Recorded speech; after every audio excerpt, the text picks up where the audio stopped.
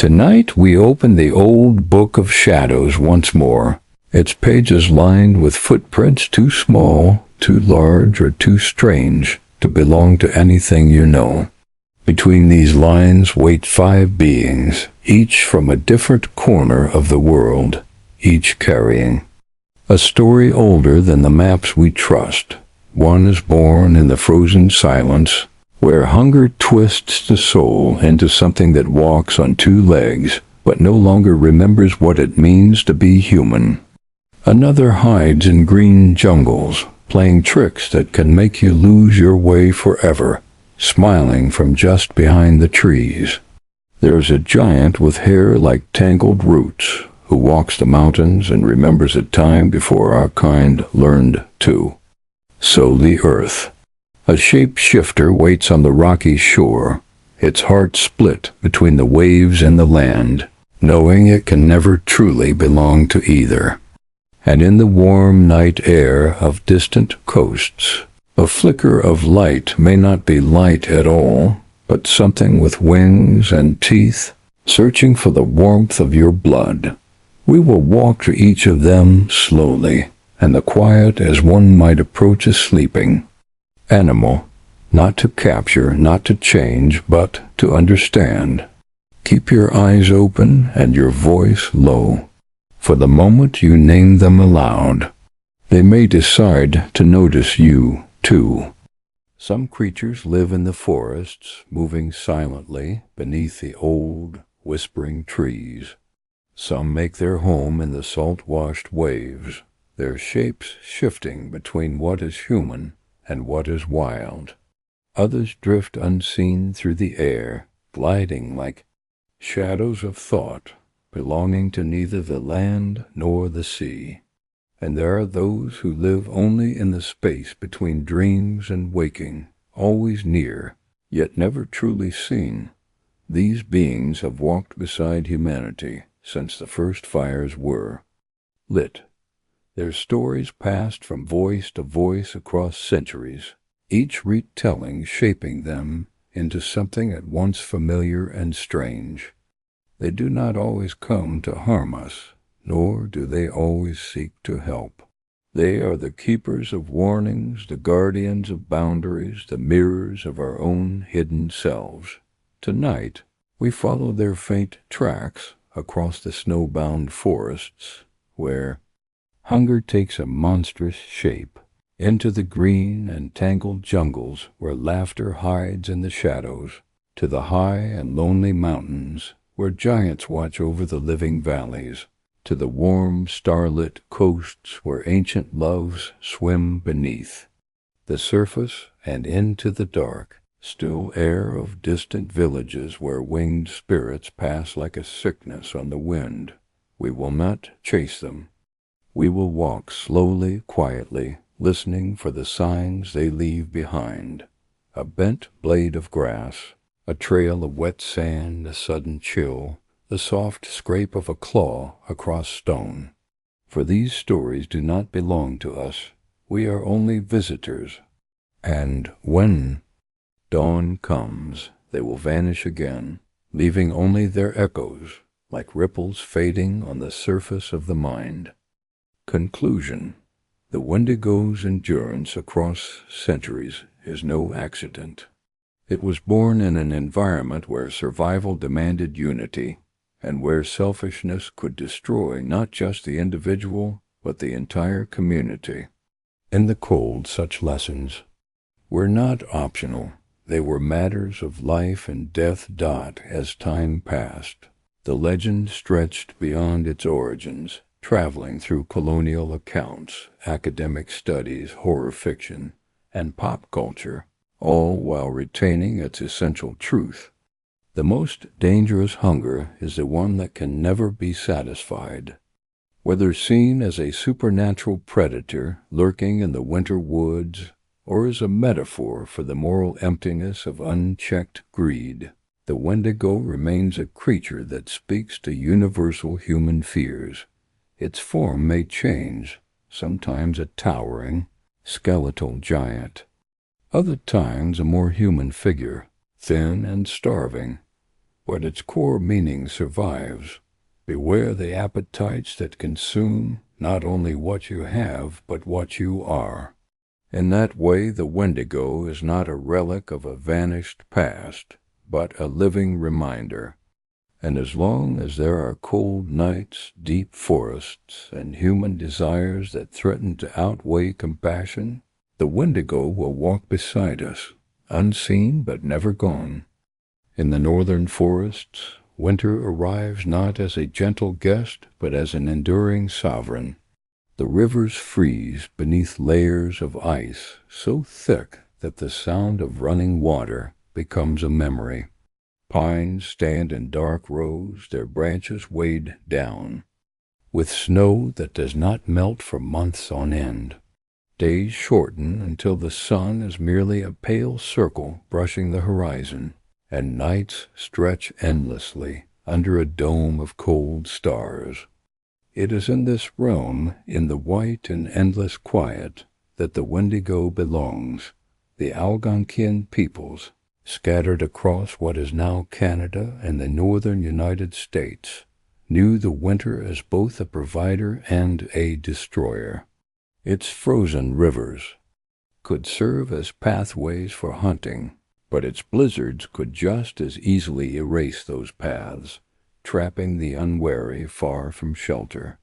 It was in such conditions, when hunger gnawed and cold burned, that stories of the Wendigo took root. They were not tales told for mere entertainment. They were warnings woven into the fabric of survival.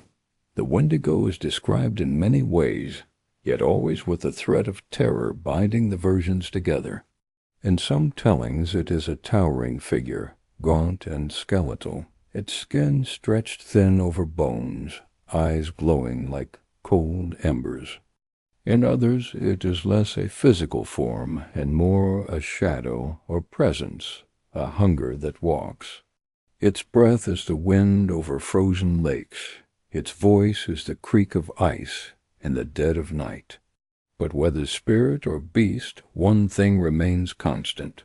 The Wendigo is never sated. It is hunger given shape. It is said that the Wendigo was once human, a person who, during a famine or a harsh winter, committed the ultimate taboo, consuming the flesh of another human being. In doing so, they invited a curse upon themselves. The hunger that once drove them to such an act did not end when the body was fed. Instead, it grew. The more they ate, the more ravenous they became, until their humanity was lost entirely, replaced by an endless craving. This is how the Wendigo is born, not from the darkness of the forest, but from the darkness within. For the Algonquian storytellers, the Wendigo was more than a monster. It was a mirror. It reflected the danger of isolation, of desperation, of allowing survival to erode the boundaries of humanity.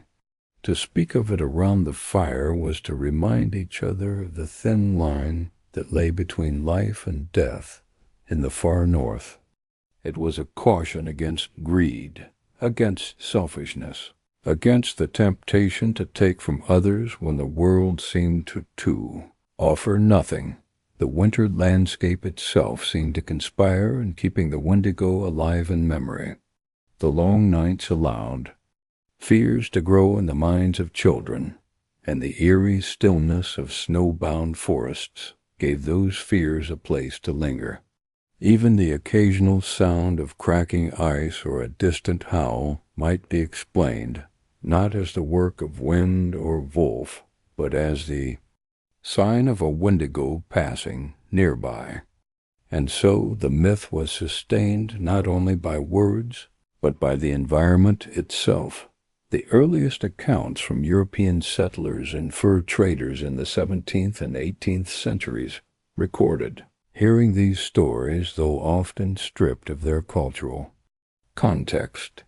To outsiders, the Wendigo was merely another strange tale of the New World, something to jot down in journals alongside notes on the weather or the fur trade. but to those who lived in the shadow of long winters, it was a reality as certain as the turning of the seasons dot in the stillness of those winters, with snow drifting against the walls of lodges and smoke curling from central fires. The telling of the Wendigo's tale served as a quiet act of preservation.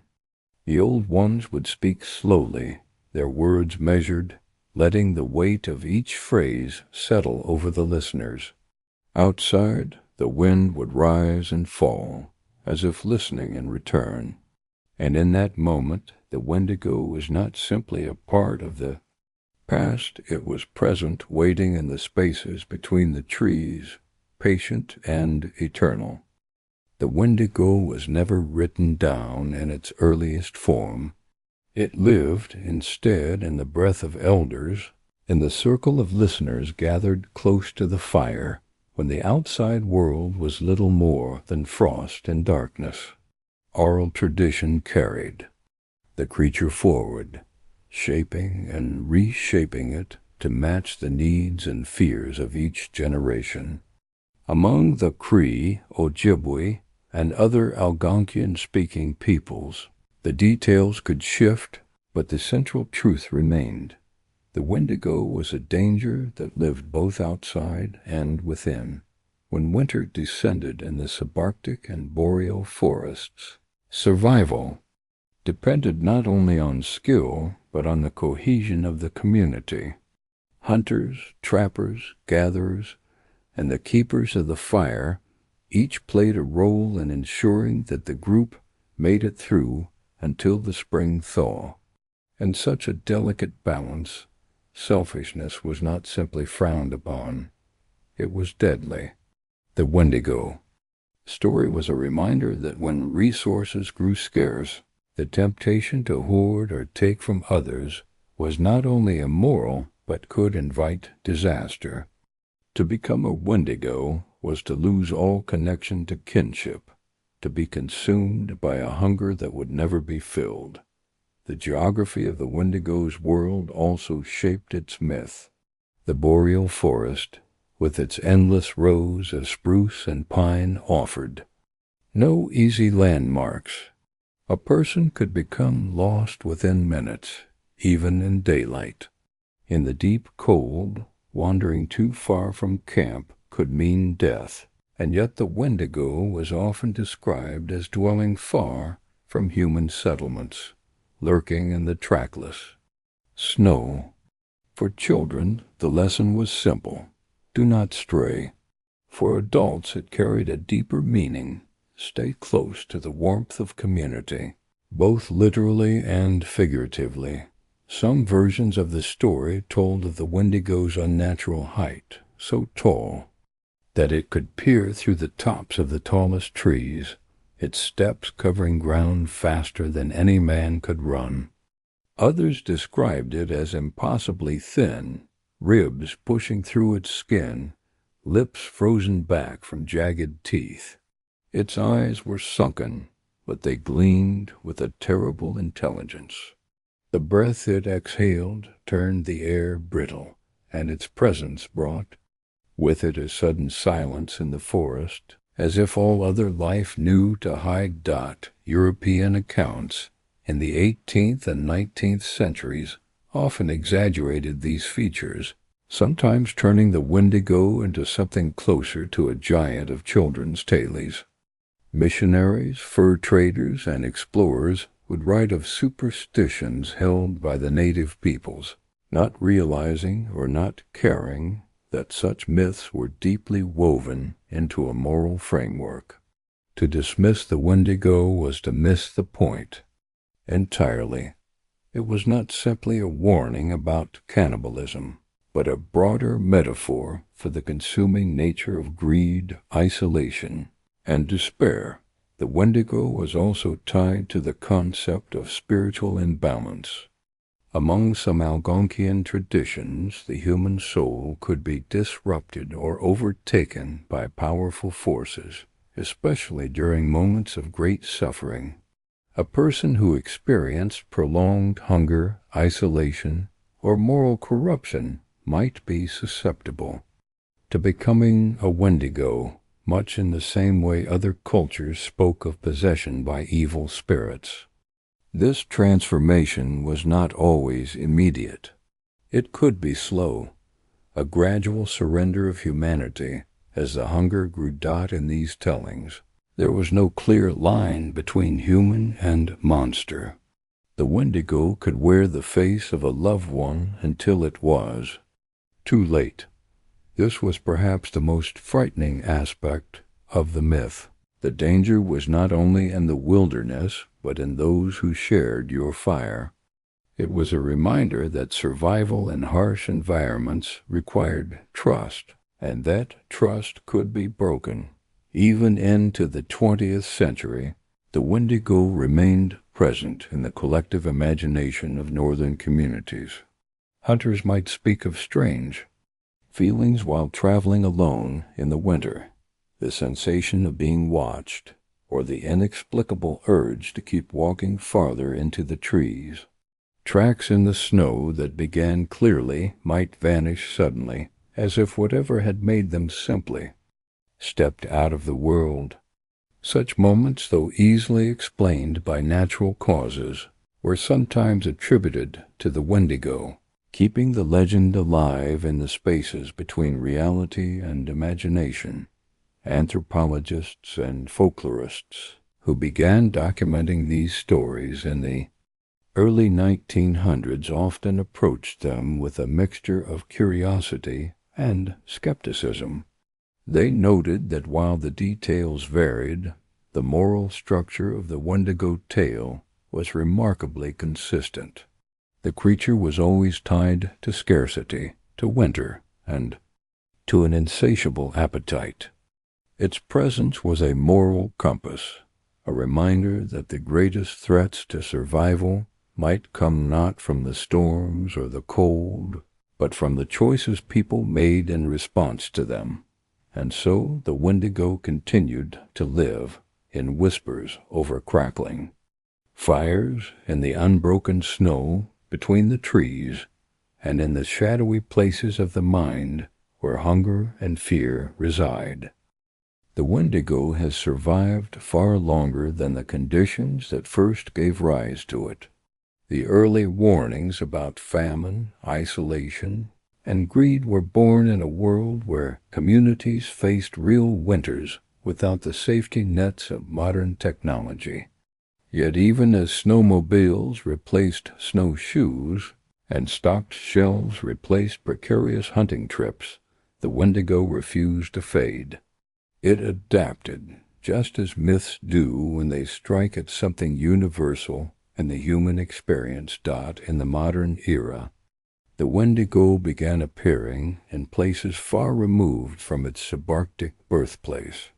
Writers of horror fiction seized upon its skeletal, emaciated form, and filmmakers used its image to stalk lonely forests in grainy night vision.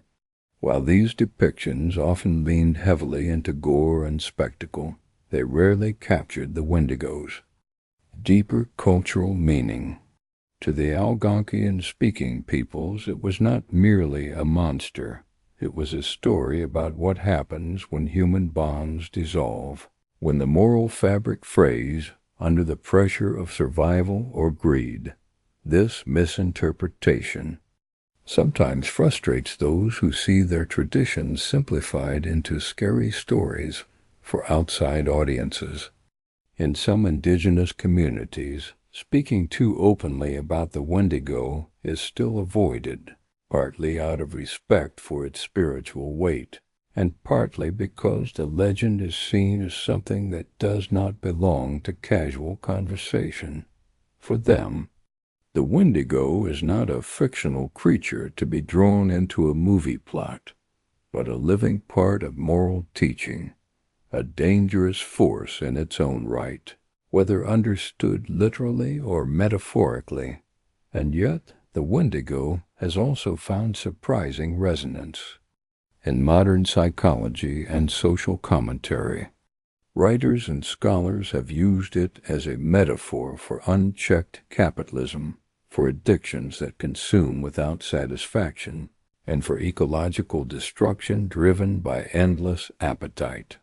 In this way, the Wendigo's hunger has become a symbol that transcends its cultural birthplace, a mirror reflecting the patterns of human behavior that can, in their own way, devour the world.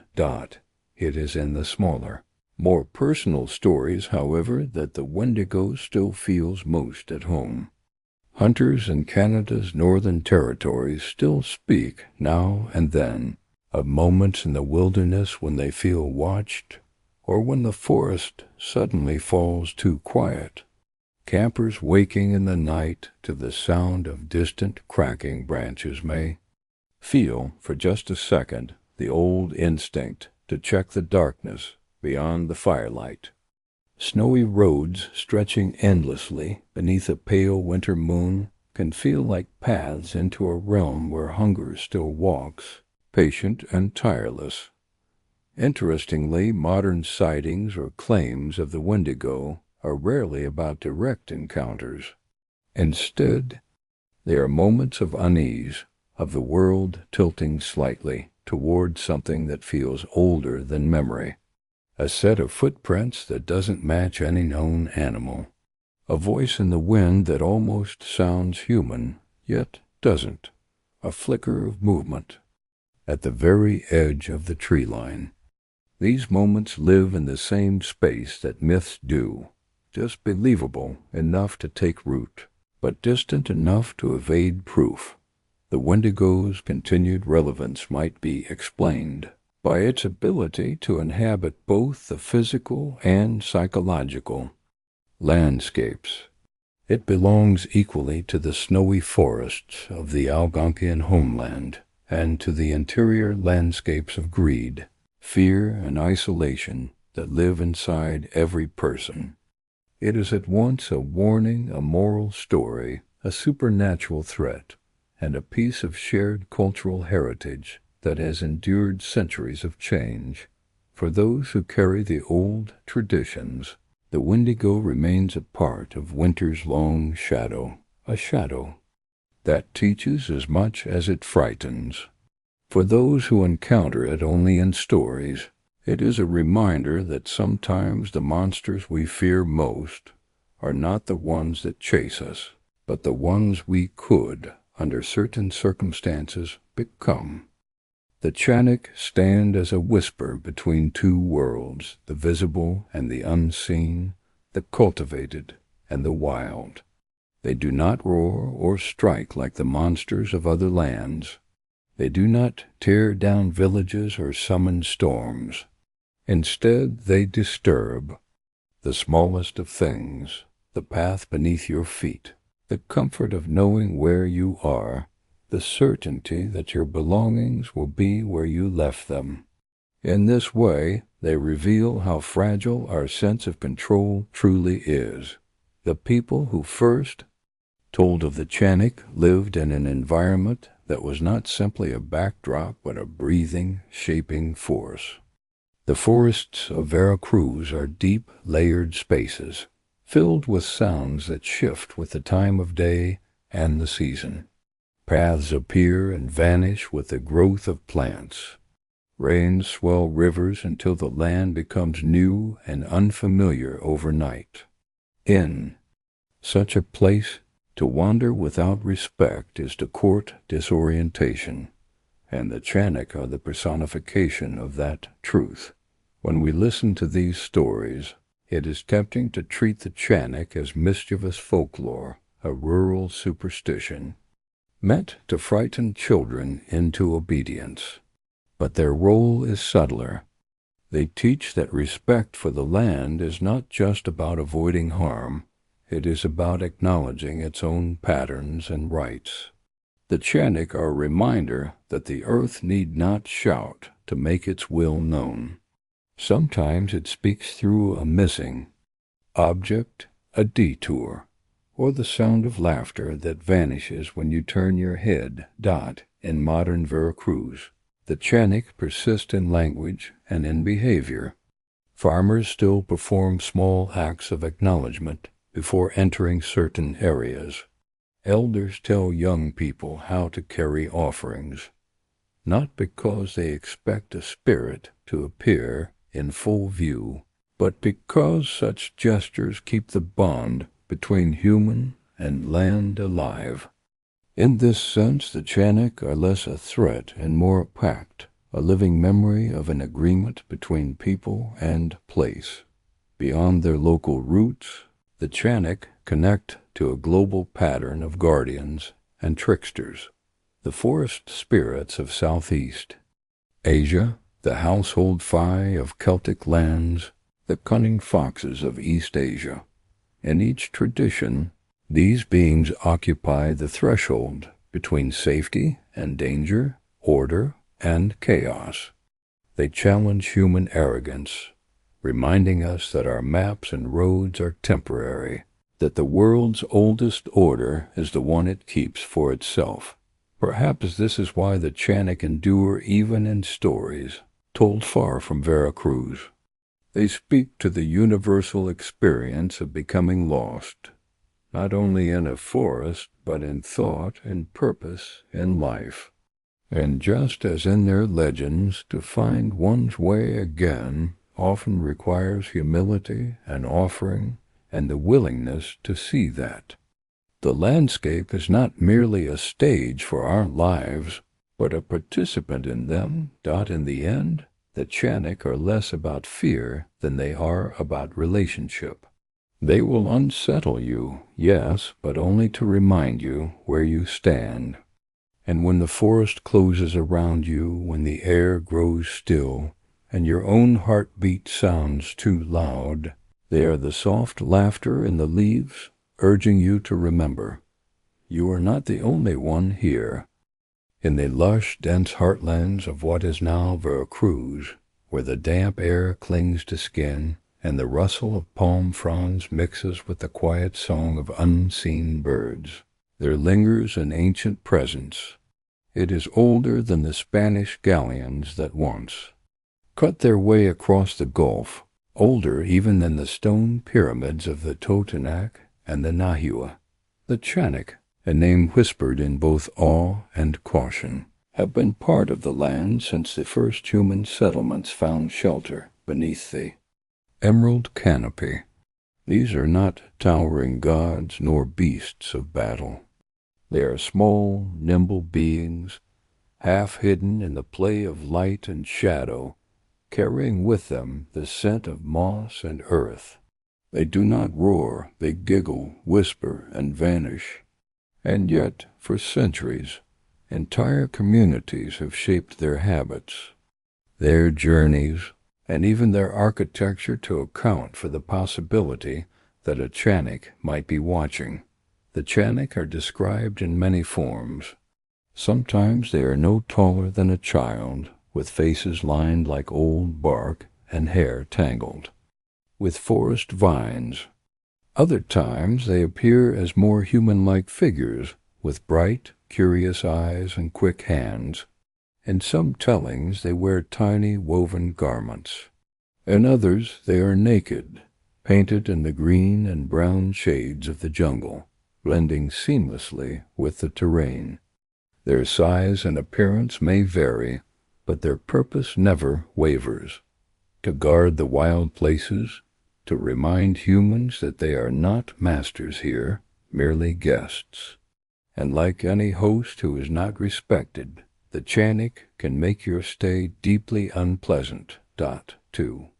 Encounter a Chaneque is not like meeting a wild animal. There is no single moment when you turn a corner and see it, no crunch of leaves announcing its approach.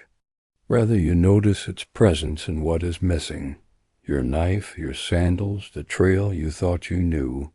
You walk deeper into the forest, only to realize you have been circling the same tree for an hour. You hear your friend call your name, but it is not your friend's voice. The Chaneque do not seek to harm in the mortal sense. Their power lies in confusion, disorientation, and the slow erosion of confidence. They protect their territory not by building walls, but by rearranging your mind's map of reality until you cannot tell east from west, nor dream from waking dot for the Chaneque and Nahua peoples. These spirits were woven into daily cautionary tales. Children were taught to greet the forest before entering, to offer a small gift, a bead, a flower, a pinch of cornmeal, to the invisible guardians. Hunters would carry charms carved from bone or stone, etched with symbols believed to keep the Chaneque at bay. Farmers knew not to leave tools unattended overnight in the fields, for they might vanish by morning, spirited away to some hidden hollow. And yet there were those who sought out the Chaneque deliberately, believing that if one could win their trust, they might grant knowledge of secret water sources, fertile soil, or medicinal plants. Spanish colonization brought new religions and ways of life, but the Chaneque refused to fade into memory.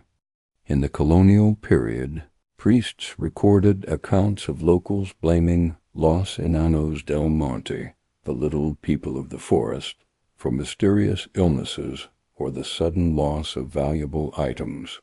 Even in the Christianized narratives, these beings were often framed as mischievous, but not wholly evil, occupying that gray zone between saint and devil.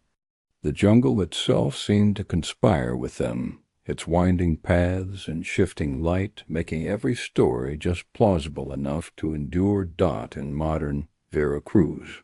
The Chaneque live on in folklore festivals and local art, painted on pottery, carved into wooden masks, or told in the quiet hours before sleep. Elders still warn children not to mock the unseen. Urbanization has swallowed much of the old forest, yet in the remaining green pockets, the coffee plantations shaded by wild trees, the humid river banks humming with insects, some claim the Chaneque still dance between the roots, as watchful as ever. In a way, they have become symbols of resistance against forgetting, guardians not only of the wilderness, but of cultural memory itself. To speak their name is to step into a world where the human story is not the only story worth telling, and where a giggle in the underbrush may carry the weight of centuries. When one listens carefully to the old tales of Veracruz, there is a recurring truth that is never stated outright, but woven between words. The forest is not yours. You may walk its trails, drink from its streams, or rest in its shade, but the Chaneque decide how long you may remain. They are not owners in the human sense. They are caretakers of a much older law, one in which boundaries are marked not by fences or titles, but by the shifting language of wind, water, and leaf. The Chaneque live in places where the forest folds in on itself, thickets where the sunlight filters into green shadows, rocky outcrops hidden by vines, or hollows at the base of great ceiba trees. In Chaneque tradition, certain trees were considered doorways into their world, a place where the thin skin between realms could be crossed with the right ritual. Those who stumbled upon such a place without permission risked being pulled into the Chaneque's domain, vanishing for hours, days, or, in rare stories, years. When they returned, if they returned, their eyes held a faraway glaze, and they often spoke in whispers, as though part of them had not come back at all. The elders explained it in the simplest way. The Chaneque borrow your soul, not to harm it, but to remind you that it does not belong entirely to you. In this worldview, every human soul is like a guest on loan, capable of wandering off if its host is careless. A sudden illness, unexplained fatigue, or an uncanny series of dreams were all signs that one's soul might be wandering among the Chaneque. The cure was a ritual of calling it home, offerings of maize, copal smoke rising in curling tendrils, the soft chant of a curandero asking the forest for forgiveness. To outsiders, this may sound like superstition, but in the humid weight of the Veracruz night, where frogs and cicadas sing in endless waves, it is not hard to imagine such things. Here, distance feels different. A walk of 100 paces might feel like a journey of hours. Landmarks seem to move when you are not looking.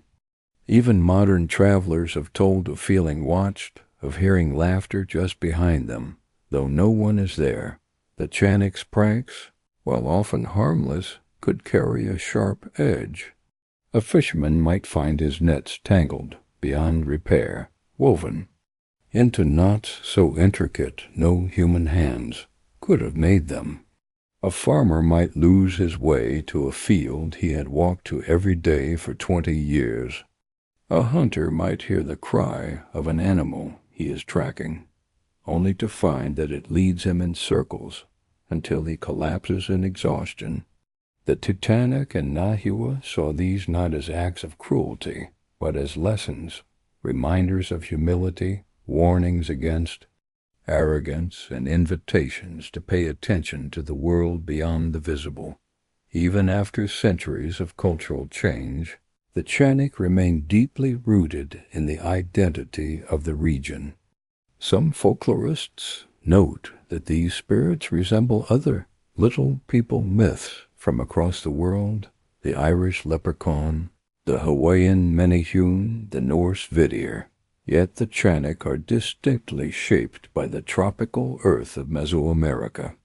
They are not treasure hoarders nor builders of hidden cities.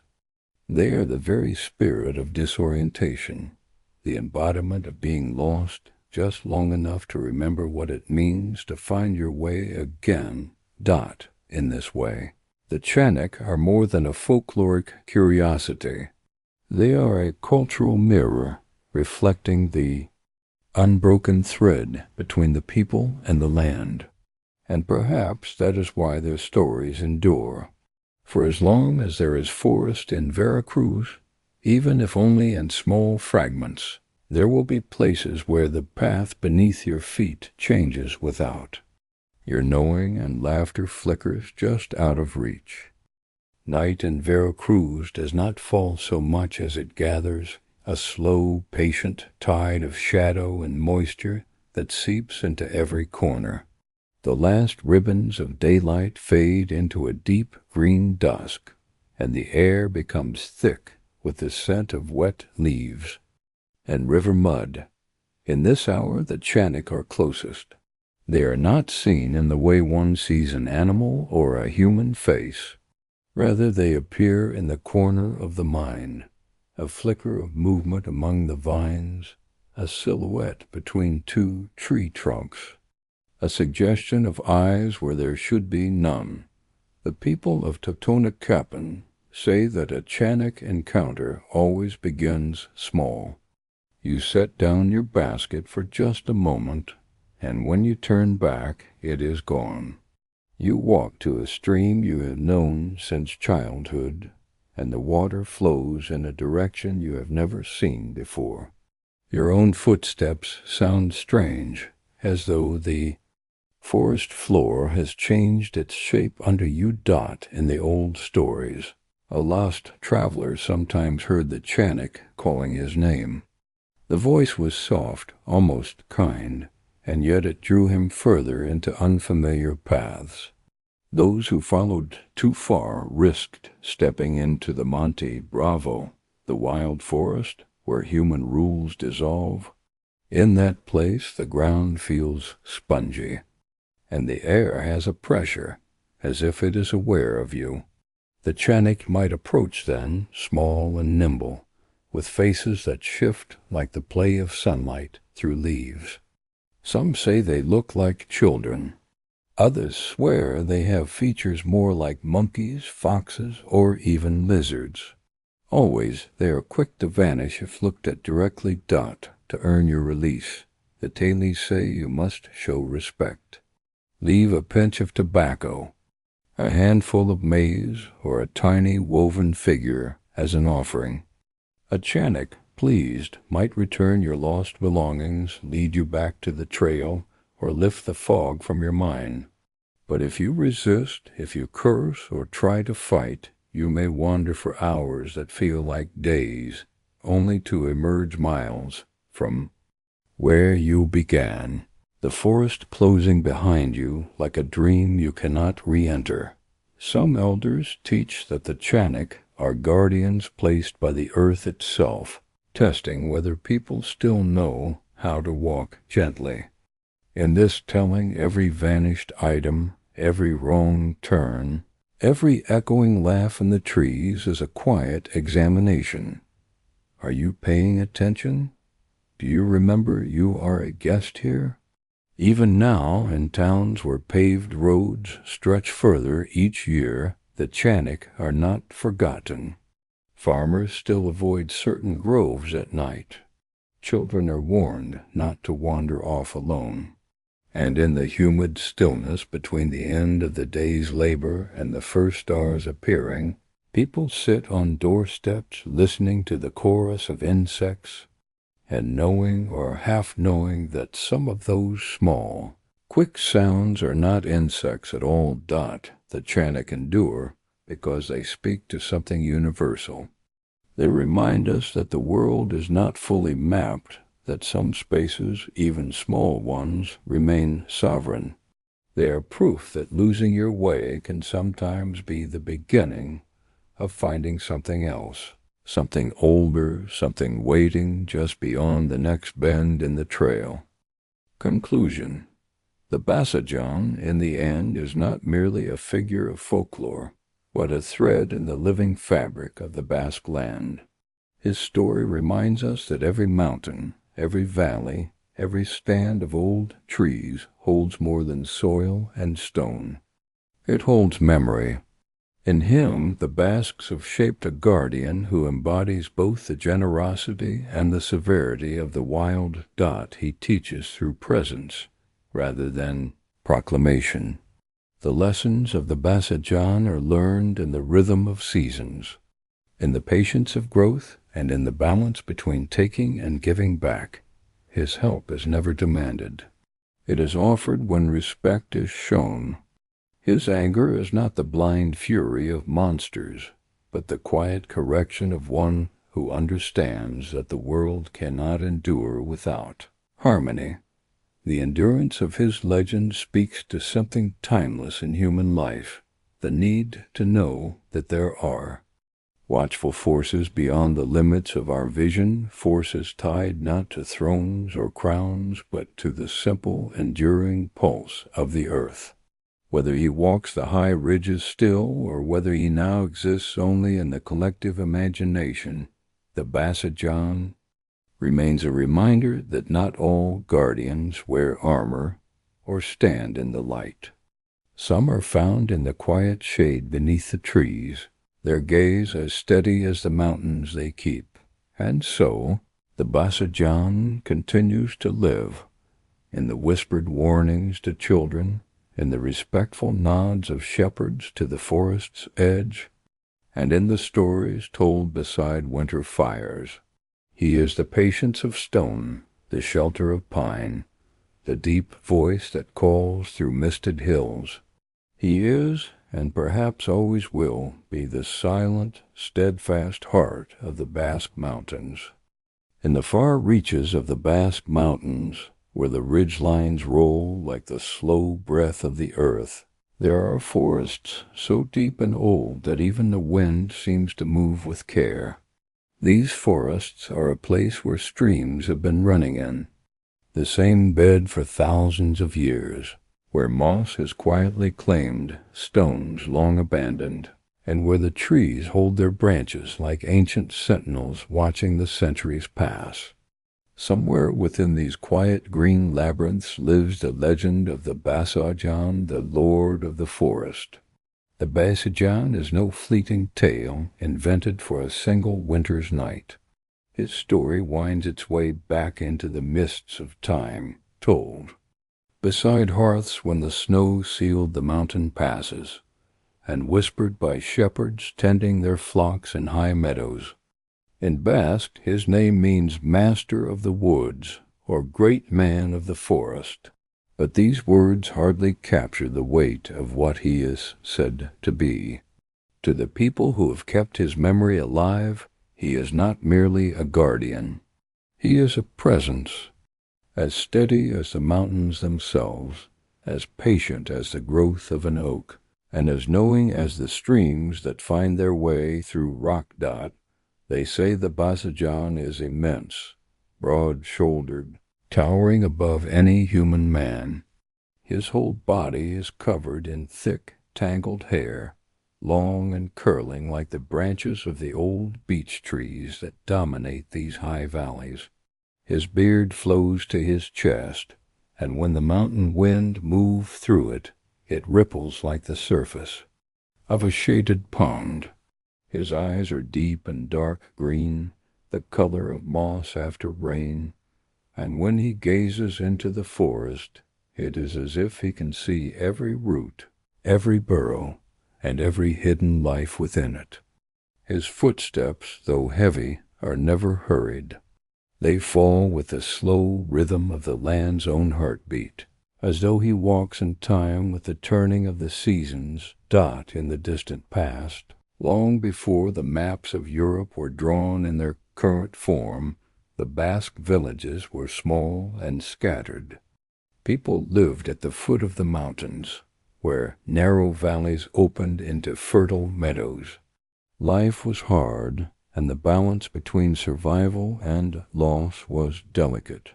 Winters could be harsh, and summers, though beautiful, could bring storms that swept down from the peaks without warning.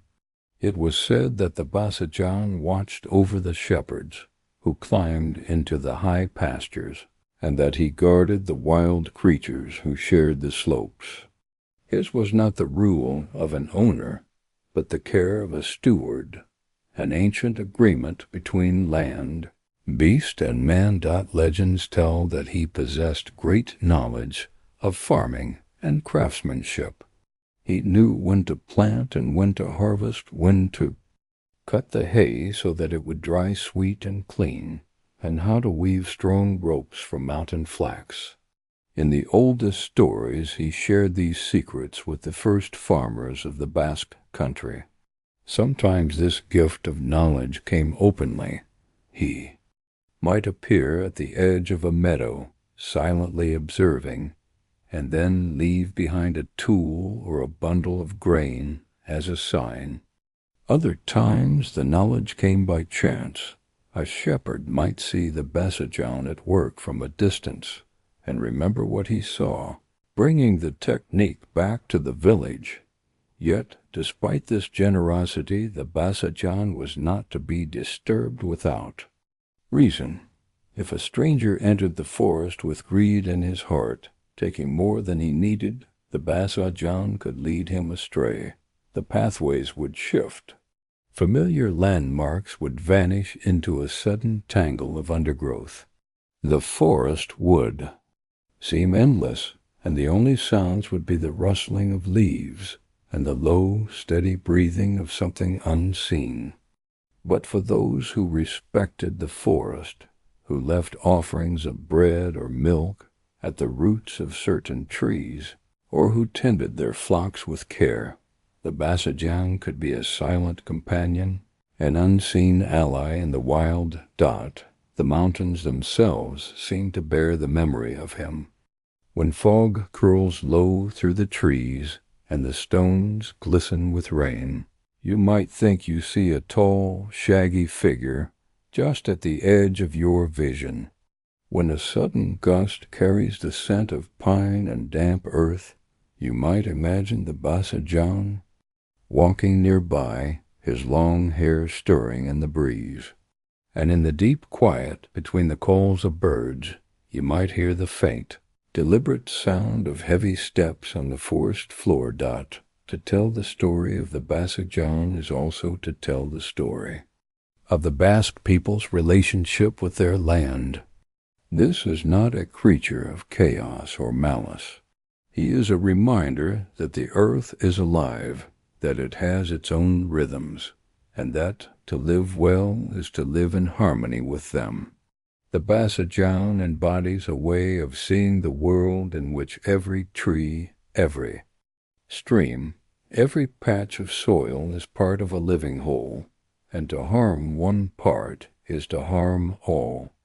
This is why the oldest tellers of the tale say that as long as the mountains stand and the forests grow, the Basajaun will remain, even if unseen, walking the ridge lines and watching over both the wild and the human world below. In the evenings, when the sun sets slowly behind the jagged peaks and the valleys are filled with gold and shadow, it is easy to imagine him moving through the last light. The shepherds gather their flocks, the bells on the sheep ringing softly as they make their way downhill, and in the distance, somewhere among the trees, there might be a faint rustle, as if a great figure had just stepped aside to let them pass. No one speaks of it openly, but everyone knows. The Basajaun is still there. He has always been there. High in the Basque Mountains there are places where time seems reluctant to move. The slopes are clothed in beech and oak, their branches forming vaulted ceilings of green in summer and a cathedral of bare wood in winter. Beneath them the ground is a tapestry of ferns, fallen leaves, and the pale threads of mushrooms weaving unseen among the roots. In such places the Basajaun is not merely a character in an old story. He is as real to the land as the mist that drifts through the valleys each dawn. The elders say the Basajaun's presence can be felt long before he is seen. A shepherd tending his flock might notice that the air has grown very still, that the usual chatter of birds has gone quiet. Then, just at the edge of the meadow, there may be a shape, impossibly tall, broader than a doorway, its hair hanging in thick waves that catch the light. The figure might watch for a moment, neither approaching nor retreating, before melting back into the trees with the ease of a deer disappearing into shadows. To see him is rare, but to feel that he is near is common enough that no shepherd doubts his existence. It is said the Basajaun knows the mountains better than anyone. He knows where the hidden springs lie, where the water runs so clear and cold that a single sip will feel like drinking the very heart of the earth. He knows the caves that cut deep into the rock, where the walls glitter faintly with veins of mineral and the air smells of stone and damp. He knows the narrow paths that thread through the high pastures, where sheep graze on grass made sweet by the thin, pure air. In the oldest tales, the Basajaun is not only a guardian of the forest, but a teacher of humankind. Long ago, before the Basques knew how to cultivate their fields, they survived by hunting and gathering.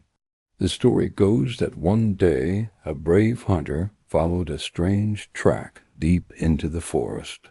The track was larger than any bear's paw, and the hunter, though wary, was curious.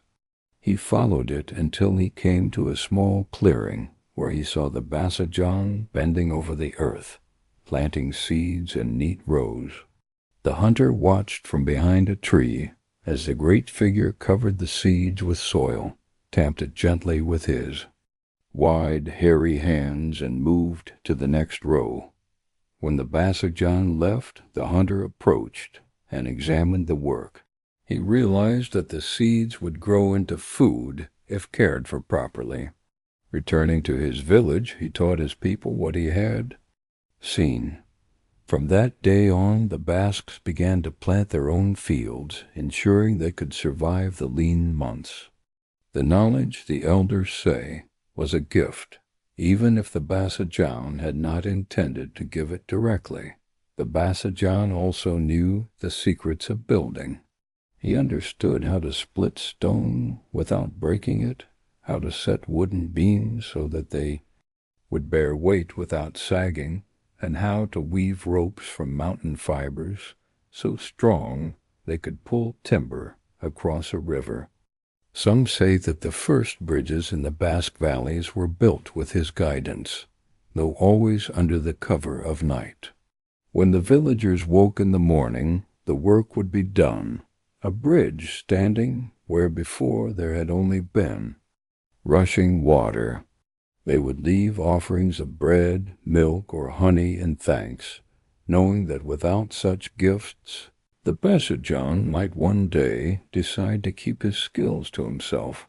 He is also said to be a shepherd in his own right. Though he tends no flock that humans can see, he guards the wild animals of the forest as carefully as the villagers guard their sheep.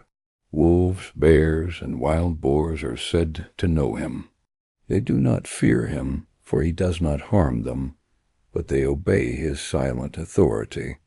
On nights when storms sweep through the mountains, it is said that the deer and foxes will take shelter where the Basajaun leads them, huddling under overhangs or within thickets that shield them from the wind. But not all encounters with him are peaceful. To those who come into the mountains with greed, those who cut more trees than they need, who take game wastefully, or who let their flocks destroy the young growth of the forest, the Basajaun can be a figure of fear. He is not cruel, but he is unyielding. The path will become confused. The forest will seem to close in. Travelers may find themselves walking in circles, passing the same fallen log again and again until exhaustion forces them to turn back. Some say they hear his voice in such moments, deep and resonant, like a boulder shifting far underground, warning them to leave. The Basajaun's relationship with the Basque people is one of balance. He is not a servant, nor is he a master.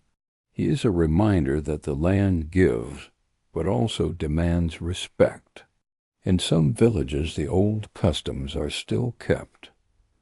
Bread placed at the edge of the woods on midsummer's night, a splash of cider poured onto the earth before the first drink, a whispered word of thanks when a hunt is successful. These are not acts of worship, but of acknowledgement and understanding that the forest has its own life and its own keeper Dot in the cool light of early morning, when the mist lies low over the valleys and the bells of grazing sheep ring softly. In the distance the Basajaun is thought to walk the ridge-lines. His silhouette might be mistaken for a tall pine, unmoving against the pale sky. But if you watch too long, you may find that the tree has shifted, that it is now a little further along the ridge. And then, when you blink, it is gone altogether, leaving only the slow sway of the forest and the sound of wind in the branches. For as long as the mountains stand, the Basajaun will remain in their shadowed folds, a figure half in this world, half in another, whose steps are measured in centuries, and whose gaze sees beyond the brief flicker of human time. There is an old saying in the Basque valleys, the mountains are patient, but their guardian is watchful. In the quiet hours between dusk and dawn, when the villages lie still, and only the distant bark of a dog breaks the silence, that watchfulness is felt most strongly. The Basajaun does not sleep in the way humans do. He rests, but his mind remains open to the subtle tremors of the land. A rockfall in a high ravine, the shifting of roots in a sodden slope, the sudden hush of birds before. A storm, all are signs. He reads as easily as one might read the lines of a familiar face. The stories say that in the deepest winters, when snow drapes the mountains in silence and the shepherds have brought their flocks down to sheltered barns, the Basajaun walks alone across the ridges. His hair and beard, already long and wild, become tangled with snowflakes and shards of ice, making him seem carved from frost and shadow. Sometimes the faint trail of his great footprints is found in the snow at the edge of the forest. Each print as wide as a dinner plate and pressed deep into the powder. Children would be brought to see them, to understand that the guardian of the mountains was still there, still keeping watch even when the world lay frozen. The Basajaun's presence in these stories is not merely protective, it is instructive. One tale, often told by elders beside the hearth, describes a time when a fierce storm swept in from the Atlantic, sending waves crashing high along the coast and wind screaming through the valleys. The people of one village feared their newly built bridge would be torn away by the river's flood. But in the night, a great shadow moved through the rain, bracing the bridge with stones dragged from the mountainside. When the storm passed, the bridge still stood, though no human had been seen on it during the night.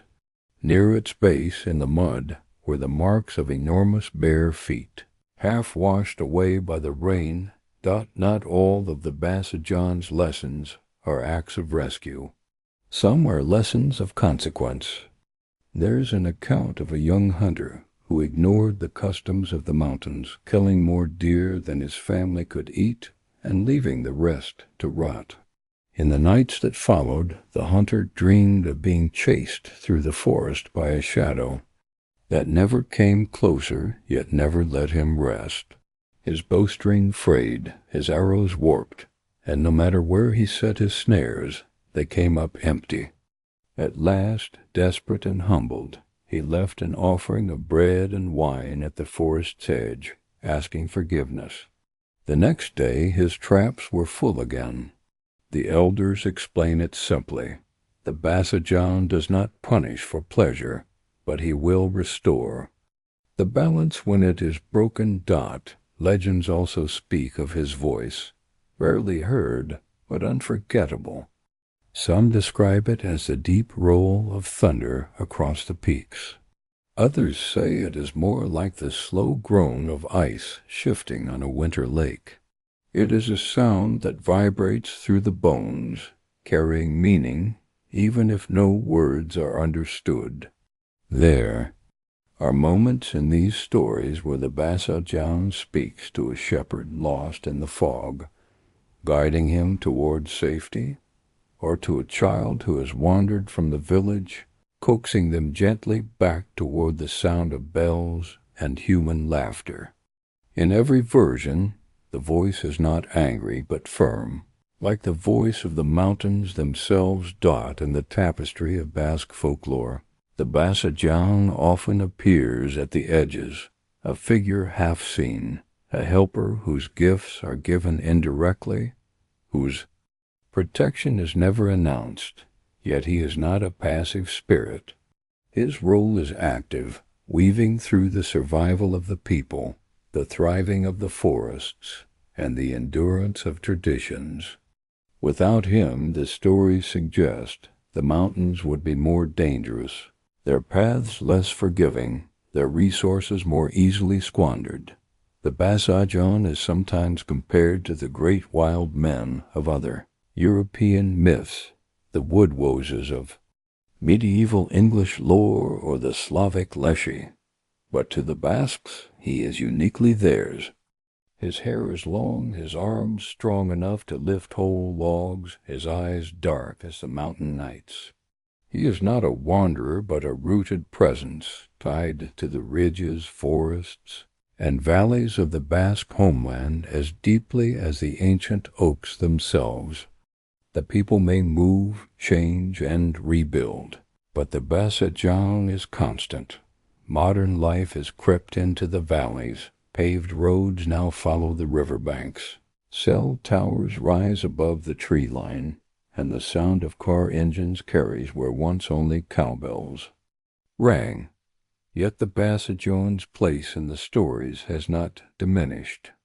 In fact, for some, he has become a symbol of what endures in the face of change, a reminder that there are still forces in the world beyond human control or understanding. On summer nights during village festivals, when the air is warm and the music spills into the streets, children still whisper to one another about the possibility of seeing him.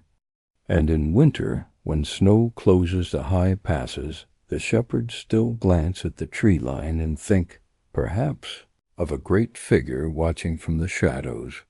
Some folklorists argue that the Basajaun may have once been a memory of an earlier human species, a faint echo of an ancient people who lived in the mountains before the Basques themselves. Others suggest he is the embodiment of the wild, not a memory, but a living idea that persists because it speaks to something deep within the human sense of place, whether born from memory, imagination, or something in between.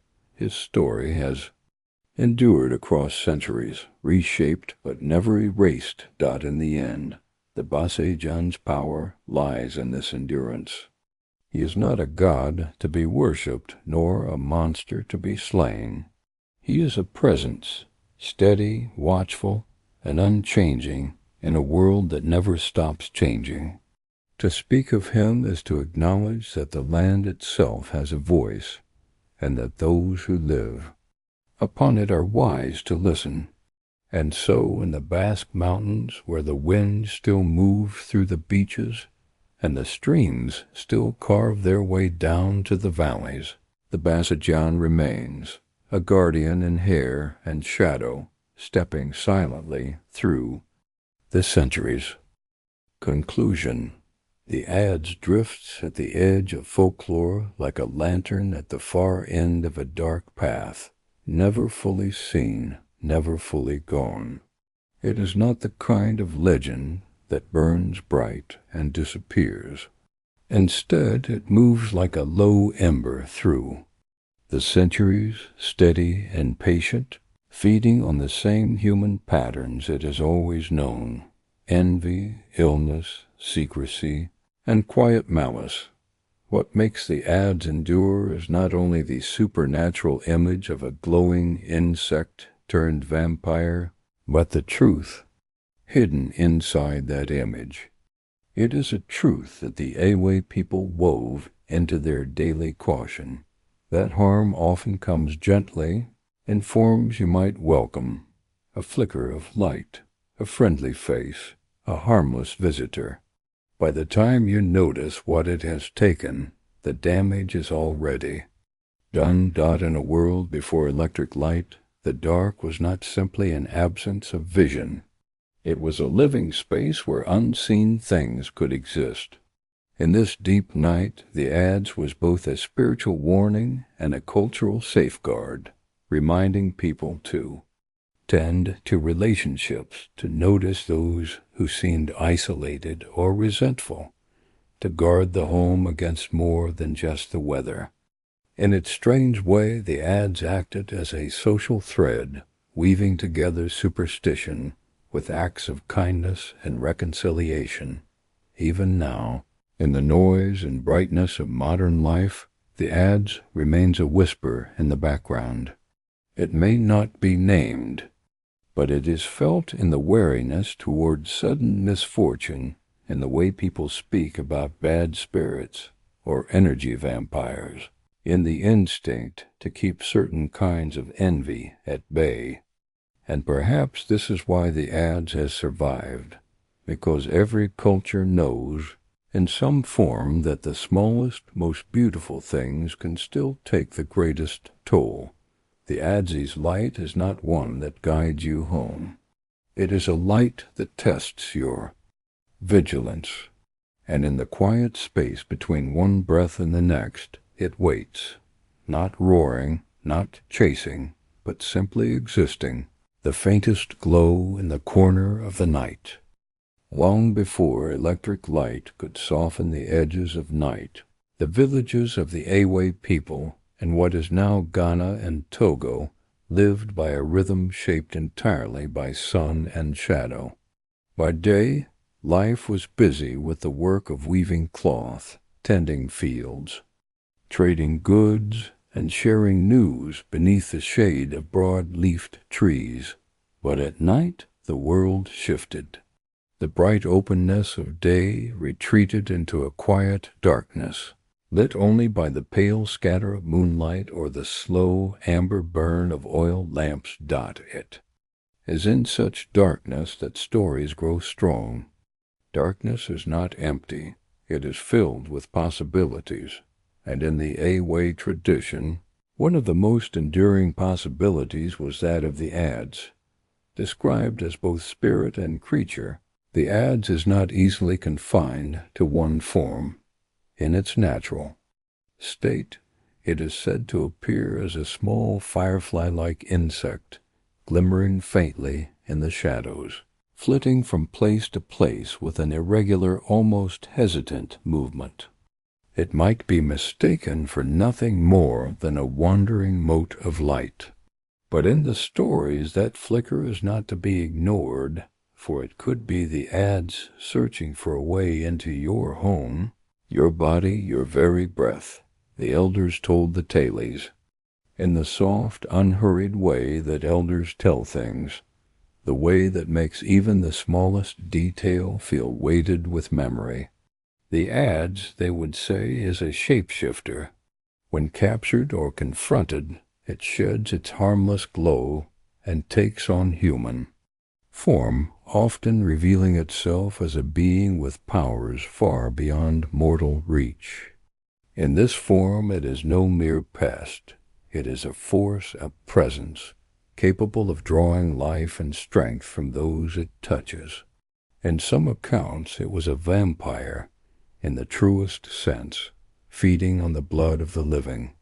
In others it fed on something subtler, vitality, luck, the warmth of health, leaving its victims weakened and pale, their spirits dimmed. The fear of the Adze was not theatrical. It was woven into the practical fabric of everyday life. Doors and windows were closed, not only against the chill or the insects, but against wandering spirits. Lamps were tended carefully, not only for light, but to keep the safe boundary between human life and whatever moved just beyond the edges of sight. And in villages where illness swept suddenly and without warning, the Adze became the invisible suspect, the unseen visitor that slipped in during sleep and left its mark behind. To understand the Adze is to understand that it is not only a monster of the night, it is a cultural mirror. The Awe people live in a land where the environment is rich but also unpredictable, where health and sickness can change with the rains, where the balance between community and isolation can be the difference between survival and ruin. The Adze, in this sense, is a personification of threat. It is the danger that cannot be fought with a spear or shield, because it may already be inside you. And yet, in the telling, there is no pure hopelessness. Like all enduring myths, the stories of the Adze carry not just fear, but the possibility of action. There are ways, they say, to recognize it, to guard against it, to drive it away.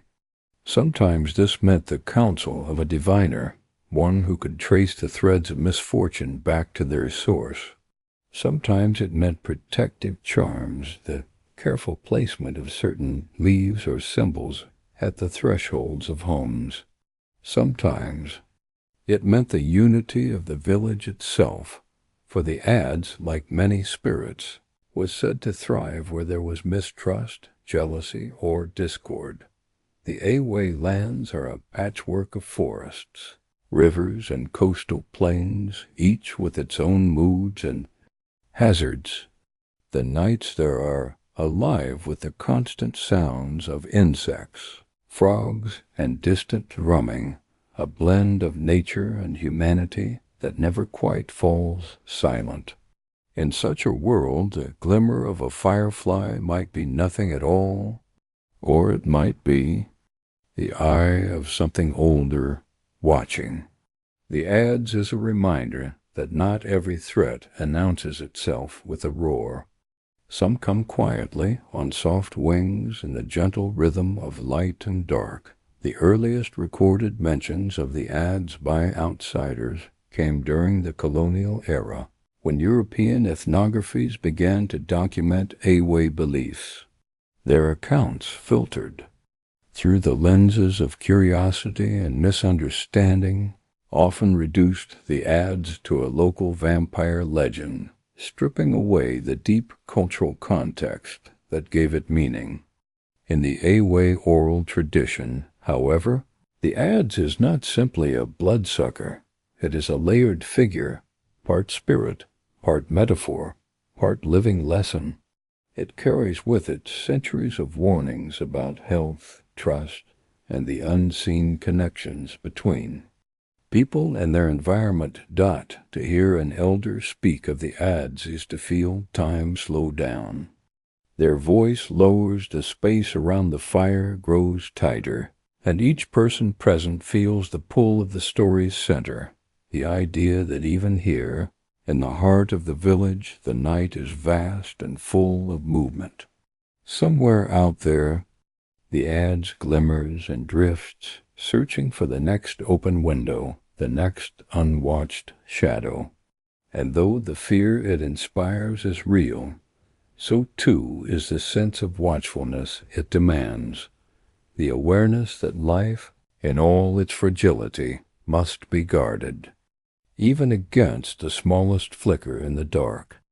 When speaking of the Adze, the elders would often begin with the most disarming truth, that it was small enough to fit in the cup of your hand, small enough to drift unnoticed through the thin slats of a window shutter, small enough, in fact, to be mistaken for an ordinary insect. It was this unassuming form that made the Adze dangerous.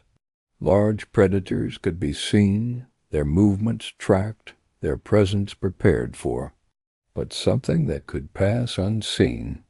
Among the nightly hum of crickets and fireflies was a danger more subtle and more complete. The Awe people, like many in West Africa, live with an intimate knowledge of the natural world. The calls of certain birds at dusk, the way the air cools before rain, the shift in the smell of the earth after a storm, these are things everyone knows. And in that web of understanding, the behavior of insects is part of the pattern. Most lights at night are harmless, fireflies marking the grasses, moths brushing against a flame, beetles crawling across the soil. But if one moved strangely or lingered too close to the sleeping, it might raise suspicion. The stories tell us that the Adze prefers darkness, but is not bound to it. It can slip into homes quietly in its insect form, flitting from shadow to shadow, seeking its victim. In this form it needs no invitation. The thatched roofs and mud brick walls of old village homes were full of small openings, ways for air to move and for the night to breathe. And these, too, were ways for the Adze to enter. Once inside, it might hover near the sleeper's face, its wings making no more noise than a sigh. Some say it enters through the mouth or nose, drinking deeply of a person's life force, before leaving them none the wiser until the sickness begins. The sickness associated with the Adze was often sudden and unaccountable. A child might weaken overnight. A strong farmer might become pale and exhausted within days. Fevers could come with no injury or visible cause. In times before modern medicine, such illnesses, especially when they struck the healthy, were seen not as random, but as directed. And the Adze, with its hunger and its quiet cunning, became the explanation. To capture the Adze was not impossible, but it was dangerous. The tradition holds that if one could trap it in its insect form, perhaps in a covered calabash or tightly sealed gourd, the creature would be forced to reveal its true, human-like shape. In that moment, its supernatural nature would be exposed, and it could be bargained with, bound, or destroyed. But few claimed to have done this successfully, and those who spoke of such encounters always carried a certain weight in their voices, the weight of having seen something that others had only heard of. The Adze's hunger was not always for blood in the physical sense. In many tellings it consumed the intangible, luck, creativity, social standing. A hunter might miss his targets again and again. A trader might find her goods spoiled before sale. A child might lose interest in play or song. The Adze in these cases was not just a predator, but a thief of human vitality in its broadest sense. The danger it posed was as much to the spirit as to the body. The connection between the Adze and jealousy is one of the most revealing parts of the myth. The Ewe stories often speak of the Adze as being drawn to places where envy or resentment are strong.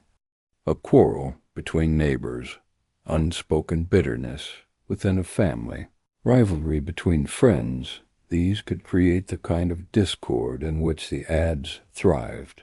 In this way, the Adze became more than a warning about illness. It was a moral lesson about unity. To guard against it, one must guard not only the home, but the bonds between people. In quiet villages by the coast, the night air often carries the sound of waves meeting the shore. Inland, the nights are filled with the drone of insects, the distant bark of dogs, and the soft rustle of palm fronds.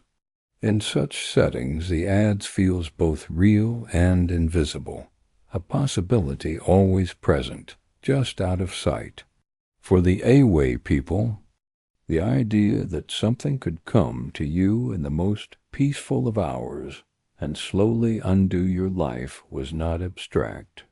It was part of the lived understanding that safety is never complete, that the unseen can be as potent as the seen. Even today, among those who know the old stories, the Adze serves as a reminder of the fragility of life and the importance of vigilance. Though many now speak of it as just a legend, others insist that some truths do not fade simply because they are old. In the same way that the flicker of light in the dark can be both ordinary and extraordinary, the Adze lives on, half in the world of the living, half in the world of memory and warning. It is easy to imagine the Adze as simply another ghostly tale told at the fire's edge, the kind meant to send a shiver through children before they are sent to bed. But the depth of the Adze myth comes from its quiet persistence, the way it touches on so many fears that still live, even in the modern world. It is not a beast that roars in the jungle, not a demon that tears down walls. It is a thing that comes quietly, takes quietly, and leaves quietly, so that only later do you realize something has been lost. When the wind moves across the grasslands in the heat of the night, the air can shimmer. A flicker of movement might be an insect, or it might be the faint glow of the Adze's presence. In the old days, these signs were read carefully. If a person began to feel drained or their household suffered a strange run of misfortune, they would look to recent quarrels, to jealous glances at the market, to whispered complaints in the shadows. The Adze was not just a supernatural danger. It was also the embodiment of human ill will. This is why the old remedies were as much about healing relationships as they were about guarding the body. If you suspected an Adze's attention, you might burn certain herbs in your home, scatter protective powders across the threshold, or sleep with charms of wood and iron close to your bed. But you might also visit those you had offended, or invite a rival to share a meal. You might make offerings not only to spirits but to the living, because an Adze fed on more than blood. It fed on discord. In its human form. The Adze is said to be pale, thin, and ageless. Its eyes are deep set and carry the hunger of years.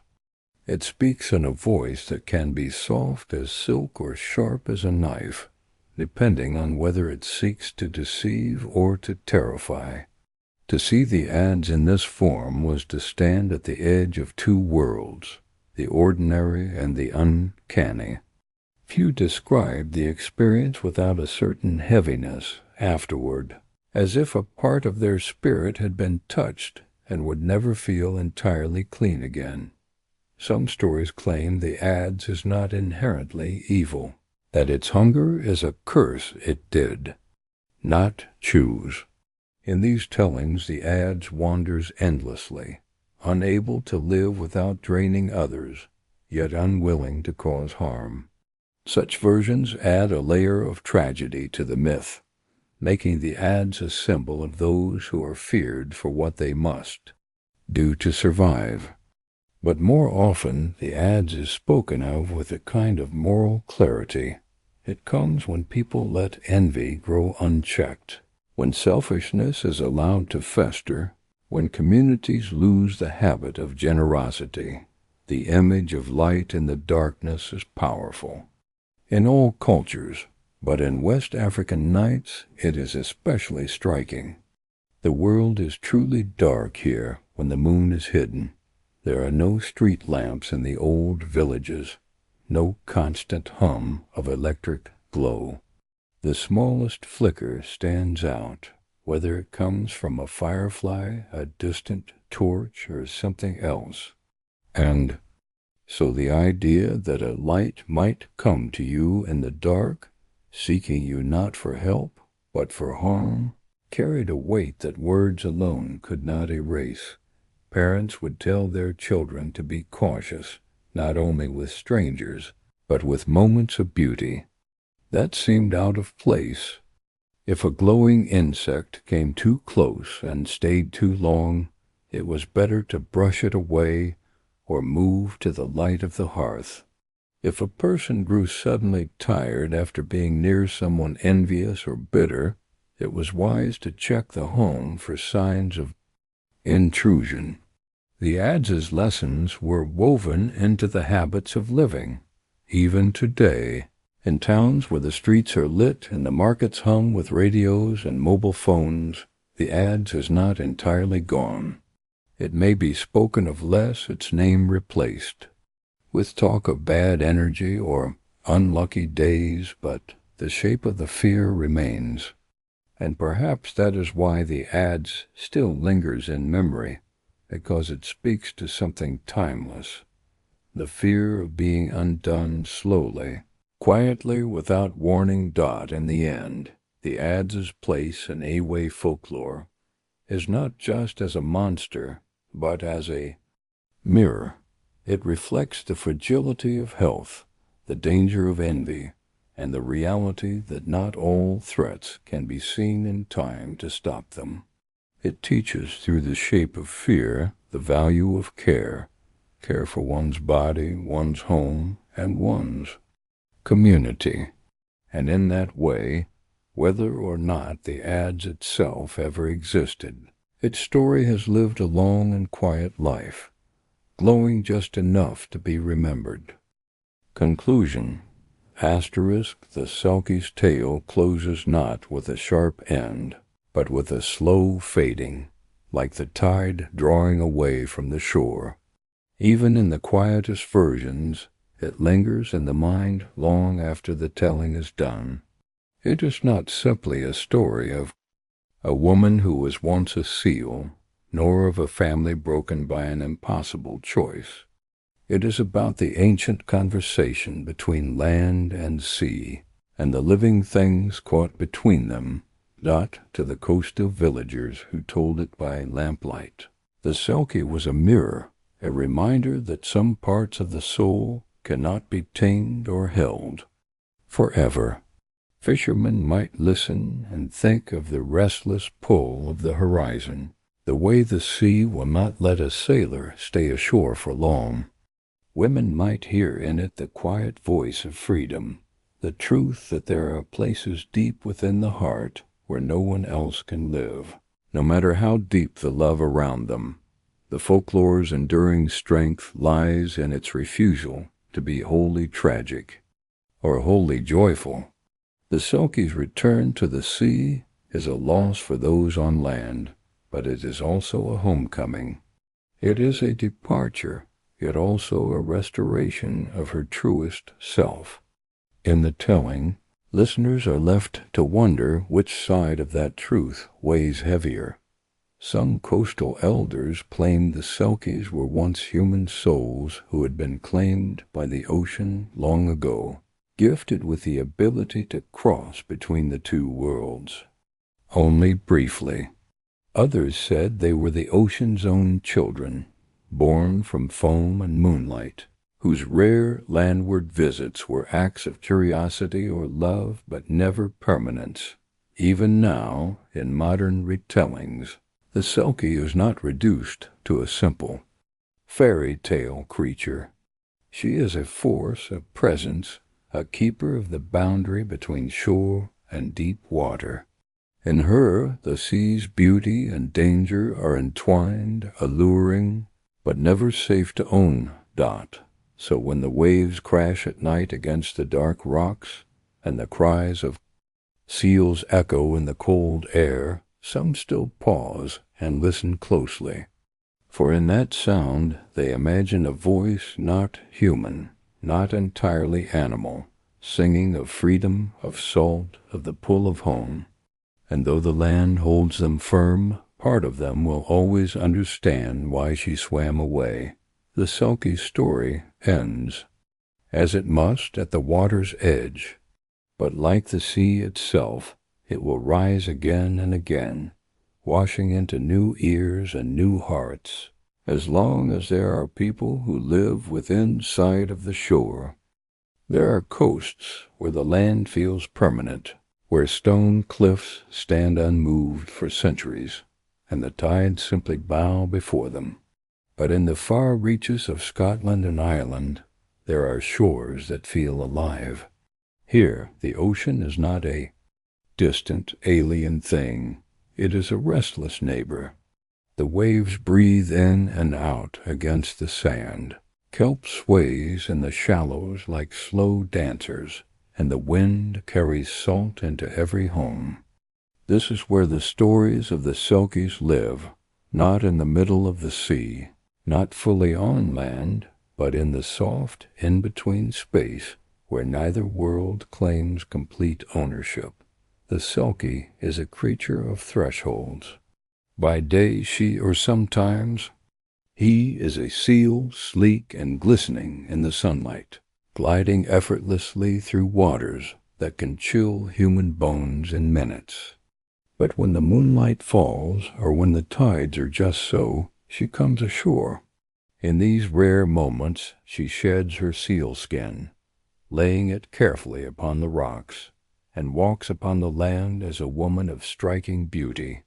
Those who have seen her tell of hair as dark as kelp, eyes deep as the tide pools, and a voice that carries the soft rhythm of the waves dot in the old fishing villages.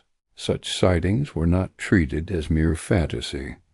The ocean provided life, but it also took it away without warning.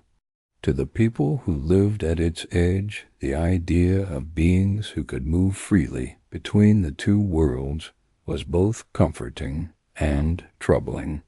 A Selkie was a symbol of beauty, freedom, and mystery, yet she was also a reminder that the sea keeps its own secrets. The oldest tales say that Selkies are not spirits, nor are they entirely human.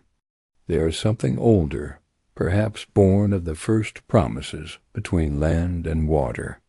Some say they were once humans cursed to live as seals for most of their days, allowed to return to human form only a few times a year. Others believe they are seals blessed with the gift or burden of knowing two ways of life. Never wholly belonging to either. Life on the coast was not easy. The wind could strip the warmth from your skin, storms could tear away boats, and the cold could find its way into your bones and never leave. Against such a backdrop, the appearance of a Selkie was almost like seeing a miracle, a moment of grace in a place where survival often overshadowed beauty. It is no wonder, then, that the stories are filled with love. A fisherman spotting a woman dancing alone on the beach, realizing too late that her beauty was matched only by her wildness. A young girl seeing her mother's face reflected in the eyes of a seal. A man finding a glistening skin on the rocks and in keeping it binding the Selkie woman to him. Yet these love stories rarely end in harmony. The Selkie's true home is the sea. No matter how warm the hearth, how deep the love, or how many children are born of the union, there always comes a day when she finds her skin again, or someone, in pity, returns it to her. And when that day comes, the call of the ocean is too strong to resist. She returns to the waves, sometimes glancing back once, sometimes vanishing without a trace. For those left behind, it is a wound without closure, a love that feels both stolen and inevitable. The Selkie tales carry a quiet warning. You cannot own what is not meant to be kept. Just as the tide will not stay at its highest mark, the Selkie will not remain ashore forever. Some say the men who kept their Selkie wives' skins hidden lived in constant fear, knowing that the day the secret was discovered, the life they had built would vanish like foam on the sand. Others tell of Selkies who loved their human families deeply, yet still returned to the sea, driven not by cruelty, but by the unbreakable pull of their nature. In certain remote places, older generations claimed to know the Selkie families. In the village, those with children whose eyes seemed to reflect more light than the fire provided, or whose laughter carried the same rhythm as the surf. These children, it was whispered, had Selkie blood, a reminder that the bond between human and sea was not always severed cleanly. The coastal night brings its own kind of darkness, not the thick, silent shadow of the forest, but a darkness alive with sound. Waves crash in steady cadence, the wind whistles through cracks in the stone, and the occasional bark of a distant seal echoes like a voice calling out across time. On such nights, some fishermen swore they heard women's laughter from beyond the breakers. Others claimed the seals in the moonlight moved with an uncanny grace, as though they knew the weight and rhythm of human steps. For the people who lived with one foot in the ocean and one on land, the Selkie was more than a myth. She was a reflection of their own lives divided, always caught between safety and risk, between staying ashore and pushing out into the unknown waters. To dream of a Selkie was to dream of freedom, but also to know the loneliness that such freedom demands. And so the Selkie remained year after year, as much a part of the coastline as the gulls and the tide. She belonged to both worlds and to neither, and those who watched the horizon could never be certain whether the next wave would bring her back or carry her further away forever. In the heart of the older stories there is always a moment, quiet, almost mundane, when the fate of two worlds changes.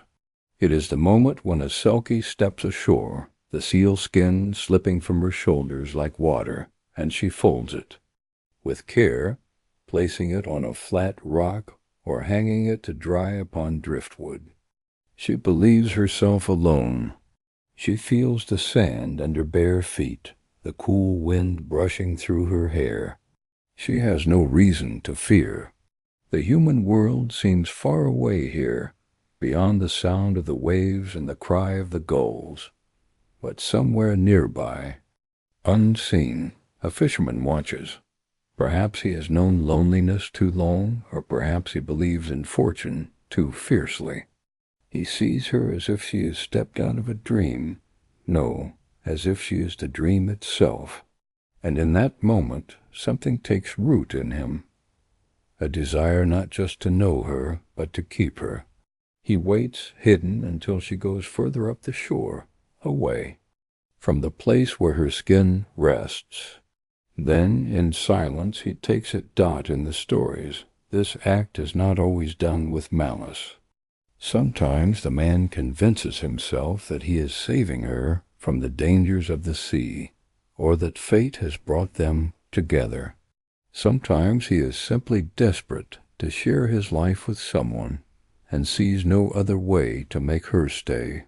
Yet whatever the reason, the taking of the skin is a theft, and it changes everything. When the Selkie returns and finds her skin gone, the wind shifts. She searches at first in panic, then in disbelief, then in a quiet despair. Without her skin she cannot return to the water. The sea's voice still calls to her, but it is muffled, unreachable. The man emerges then, speaking words of comfort, offering his hand, promising safety, warmth, a home. And she, knowing she cannot return to her true form, steps into this new life. From here the tales diverge. Some speak of happiness, of a Selkie wife who comes to love her human husband, bears his children, and lives contentedly on land. In these stories the seal skin is hidden but not destroyed, and the Selkie seems to accept her fate. Others tell of a quiet sadness in her eyes, a longing that deepens with each passing tide. She moves through her days with grace, yet every night she listens to the sea as if it is speaking only to her dot.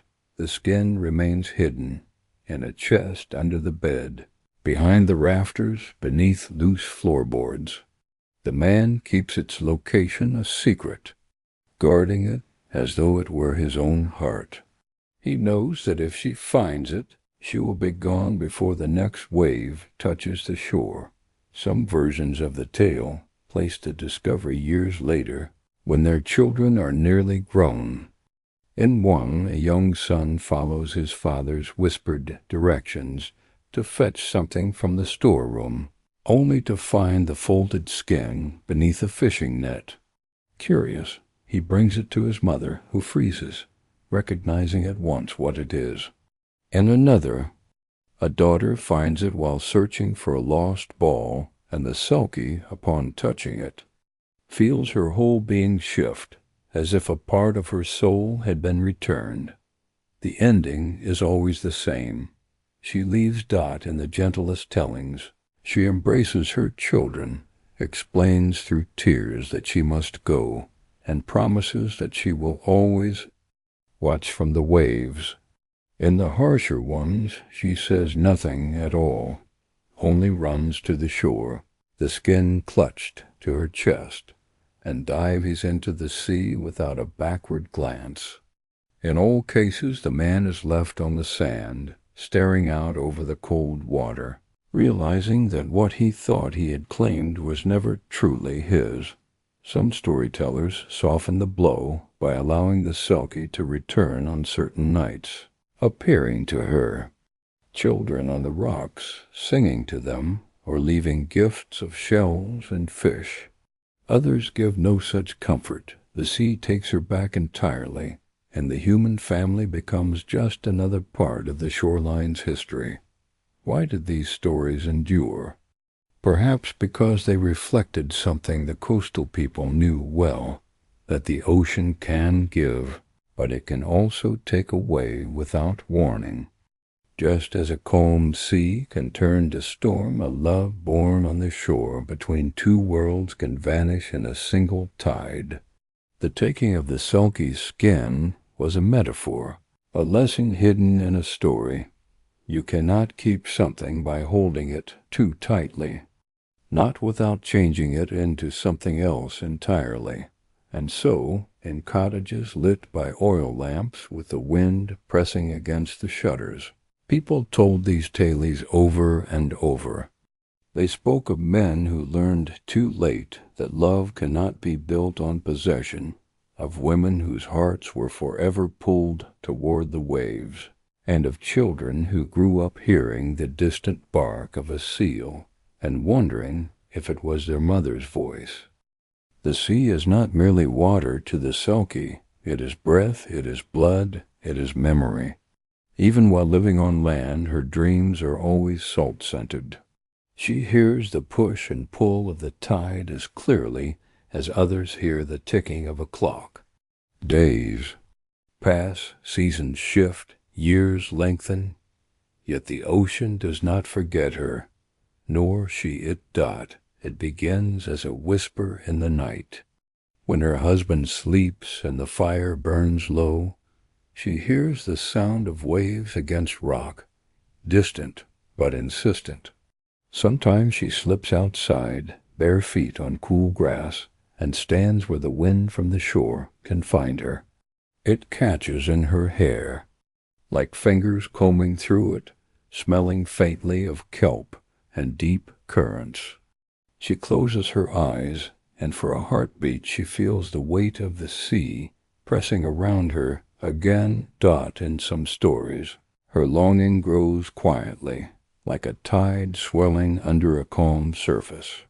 She tends to the house, smiles at her neighbors, teaches her children songs from her mother's people, though she never says those people live beneath the waves. But the ache does not leave. It gathers in her chest, each missed tide a stone laid upon her heart. The day she finds her skin is not always marked by drama. Often it is an accident, a misstep while cleaning, a loose board shifting under her. Wait, the faint scent of salt that does not belong in a storage chest. She lifts the covering cloth, and there it is, smooth, silken, smelling faintly of the wild sea. Her hands tremble. The moment they touch it, something in her unlocks. Her human heartbeat slows, replaced by a deeper rhythm, one she has not felt in years. The call is no longer a whisper. It is a roar, an unignorable pull. If her children are present, the stories often pause here. There is a choice, though not truly a choice at all. She loves them. This is never in doubt. Yet the ocean calls with a voice older than motherhood, older than love itself. The Selkie's soul belongs to the water in a way it has never belonged to the land. Some tales have her gathering her children, telling them truths they cannot fully understand. When you hear the seals cry on the rocks, that will be me watching over you. Others show her torn, but resolute, leaving in the quiet hours before dawn so that the goodbye does not break her will. The return itself is often described in slow, reverent detail. She walks barefoot over the cold sand, the tide low and waiting. Each step feels lighter. The weight of years on land falls from her shoulders as she approaches the edge of the waves. She puts on the skin. It is not like clothing. It is like stepping into herself again. The change is instant and absolute. Her senses sharpen. The world smells of salt and life. The sea's voice becomes not just sound but language, welcoming her home. When she dives in, the water closes over her like a lover's embrace. The cold is not cold to her. It is life, it is freedom. She swims with a grace no human could match, slipping through the dark green depths as easily as a bird cuts the air. From here, endings differ in the gentler tellings. She is seen from the Ifun shore, her seal form surfacing for a moment, turning her dark eyes toward the land before disappearing beneath a wave. Perhaps she returns from time to time, her sleek head rising above the foam near the children playing at the water's edge and the darker ones she is never seen again. The family left behind might walk the beach for years, hoping for a glimpse. Some say she forgets them entirely, her life on land fading like a dream upon waking. Others insist she remembers every detail, but the sea's hold is too strong for her to risk coming close in all versions. The final truth remains. The Selkie belongs to the sea, and nothing, no love, no promise, no human home can change. And so the stories carry a quiet sorrow, but also a strange kind of peace. For coastal people, it is a reminder that the ocean has its own rules, its own claims.